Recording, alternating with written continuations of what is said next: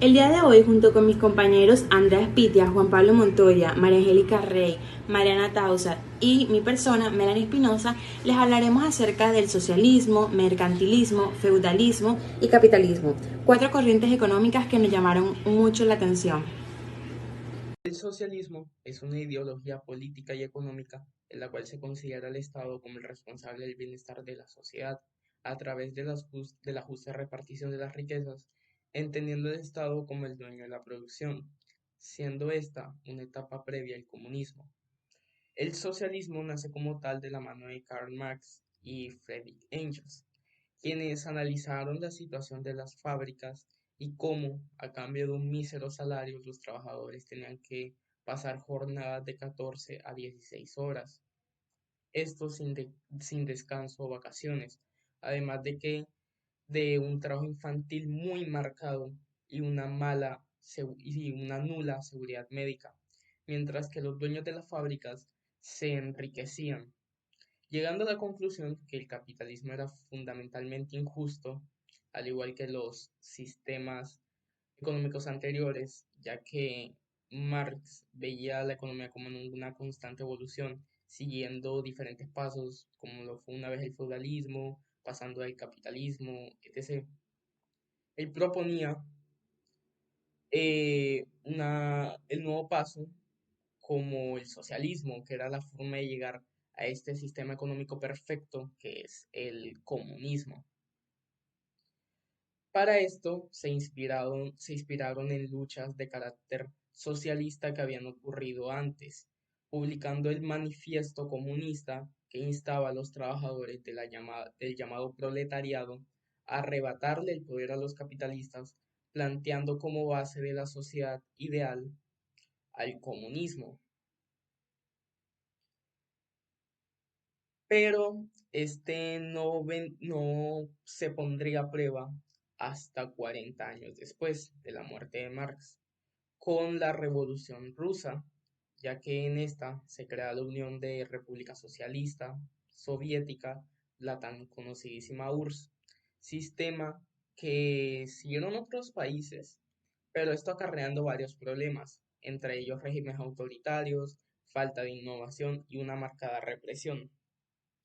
A pesar de todo esto, el socialismo es aplicado hoy en día. Países como China, Corea del Norte, eh, Banaos o Vietnam son algunos de los países que cuentan con el socialismo como sistema económico. El problema es que el socialismo tiene muchos aspectos defectuosos, como la erradicación de la propiedad privada y el mercado, o abolir directamente la propiedad privada, reemplazándola con el Estado.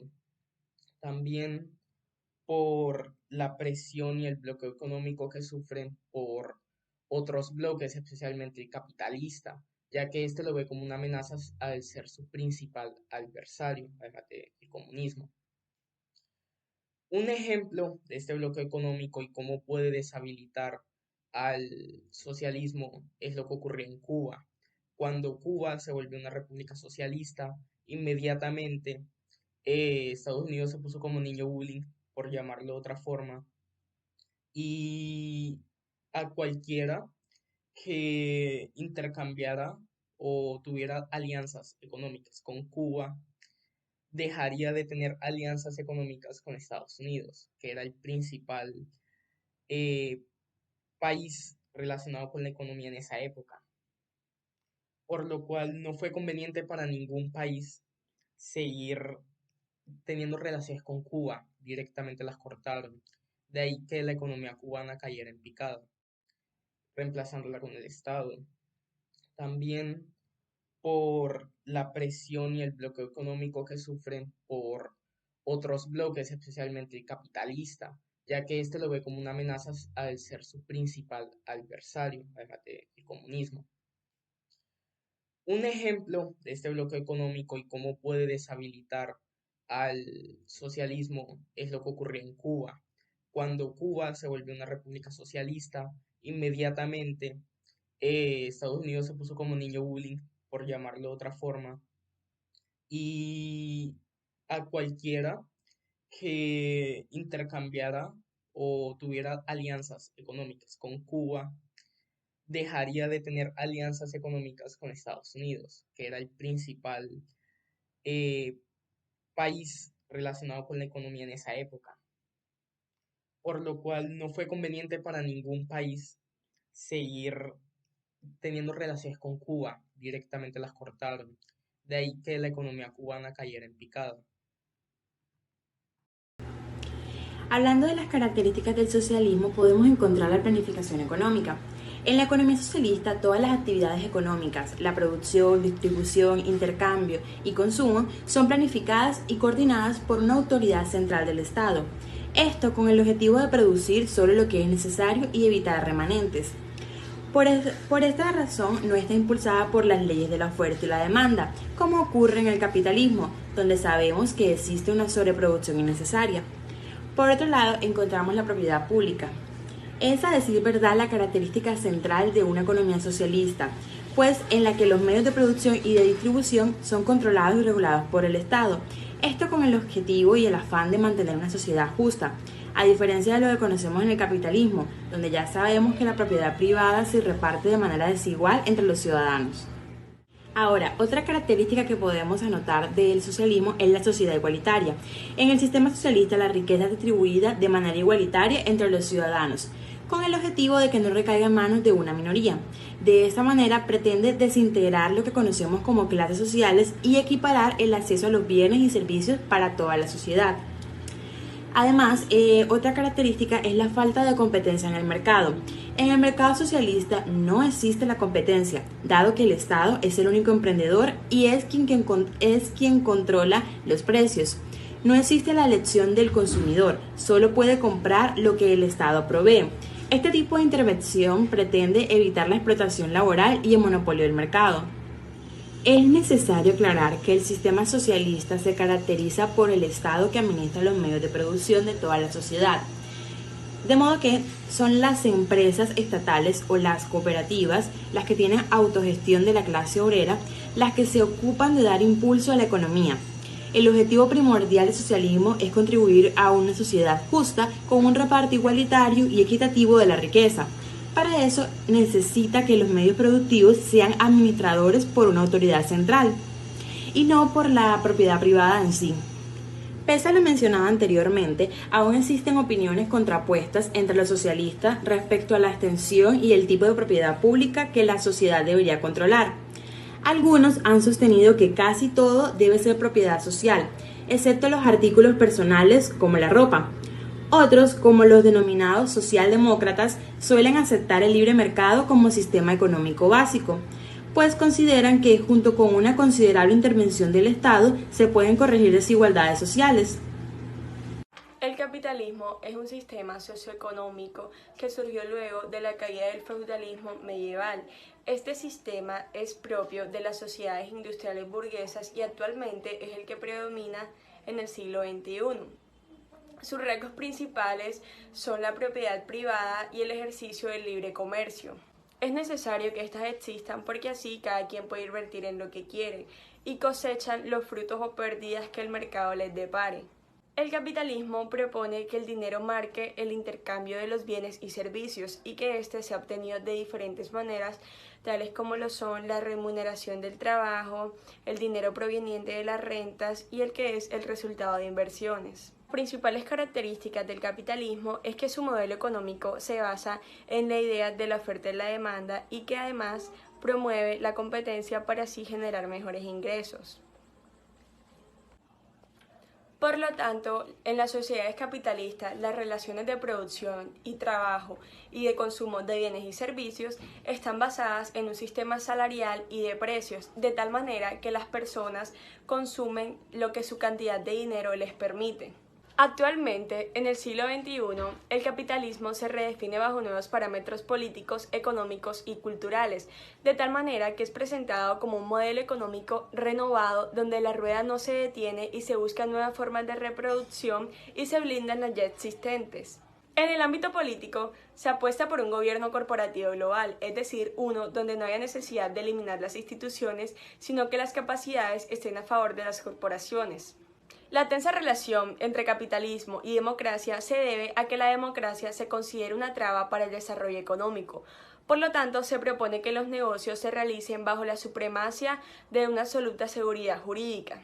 En el ámbito económico, se propone mercantilizar todo aspecto de la vida, es decir, con un énfasis en los bienes naturales, los servicios, el mundo digital y las esferas de lo público. Existen 5 tipos de capitalismo, los cuales son mercantilismo, libre mercado, economía social de mercado, capitalismo corporativo y economía mixta.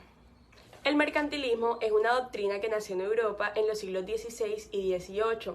Sostiene que los países serán más exitosos mientras más riquezas acumulen, de tal manera que las exportaciones deben superar las importaciones. El libre mercado se caracteriza por establecer los precios de los bienes y servicios a través de la oferta-demanda. De esta manera impide la intervención del Estado o de terceros. La economía social de mercado sostiene una mínima intervención del Estado, pero asegura que los bienes y servicios estén bajo el mando del Estado. En este tipo de economía, la gran mayoría de empresas son de capital y origen privado. Y por último, la economía mixta es aquel donde se combina la intervención del Estado y el manejo de la economía a través de la oferta y la demanda. El feudalismo se desarrolló en los países europeos en la Edad Media. Fue un sistema económico, político y social, y una de sus principales características era que habían distintos grupos sociales. Entre estos encontramos a los señores, al clero y a los vasallos. Otras características que podemos encontrar en el feudalismo es que la forma de organizarse en el trabajo era a través de las relaciones del vasallaje. ¿Esto qué quiere decir? Que el señor feudal ofrecía estancia, alimento y protección, pero a cambio debían trabajar para él. Eran sociedades estamentales y existía una jerarquía. Esta jerarquía era cerrada, lo que quiere decir que morías en el estamento en que nacías. Por otro lado, el poder estaba en manos de los señores feudales y del clero. Cabe resaltar que la nobleza y el clero contaban con los derechos y el resto los adquiría a través de su trabajo. Su economía estaba basada principalmente en la ganadería y en la agricultura, y era una vida rural.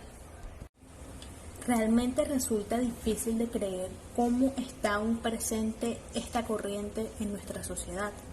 Para ser más exactos, en la región Caribe se da una explotación rural que se genera con las rentas de los dueños de la tierra y que ven a sus empleados más que como trabajadores con derechos, como unos siervos. La concepción feudal de explotación de grandes haciendas o latifundios que explica nuestra aberrante concentración de la tierra y que esto ha generado explotación de la mano de obra, es posible que persista para muchos como algo natural o algo normal en nuestra sociedad. Esa ha sido la historia de este país en la agricultura y en la minería, por ejemplo, y es probable que no desaparezca de todo en el sector industrial. Y es aquí donde nace una preocupación de que con esa mentalidad donde existen siervos y señores, el país nunca va a llegar a ser una sociedad realmente moderna, democrática e igualitaria, incluso así se trate bien a los siervos. El mercantilismo es un sistema político y económico basado en la idea de que los países son más ricos y prósperos mientras más metales preciosos puedan acumular. El mercantilismo y sus ideas se desarrollaron en Europa entre los siglos XVI y XVII y la primera mitad del siglo XVIII. Uno de sus pilares fundamentales fue la creencia de que los países que querían mantener una posición relevante en el contexto internacional y desarrollar su poder debían acumular riquezas, principalmente en la forma de oro y otros metales preciosos. Influenciado por el colonialismo, la gran cantidad de materiales preciosos y mano de obra barata en los países invasores pudieron obtener de ella, el mercantilismo reforzó la idea de la acumulación de riquezas como reflejo de poder. En la actualidad, el mercantilismo es una política económica generada intervencionista. El gobierno debe intervenir regulando la actividad económica para implantarla, pues no hay otra manera de hacerlo. Su centro neurálgico es la regulación gubernamental de las importaciones y las exportaciones que realizan las personas de un país, y con el objetivo de tener un superávit de recursos, tener el máximo de exportaciones y el menor número de importaciones posibles. La presencia de mercantilismo en la actualidad puede ser valorada a partir de la permanencia o de algunas de las características de esta teoría o políticas en las economías capitalistas actuales. El intervencionalismo estatal. Una de las características distintivas del mercantilismo lo encontramos en mayor o menor medida en la actualidad, casi sin discusión. En los Estados Unidos, el Estado controla la redistribución de los ingresos por medio de los impuestos y los servicios públicos. Se controlan los precios en determinadas mercancías. El poblacionismo.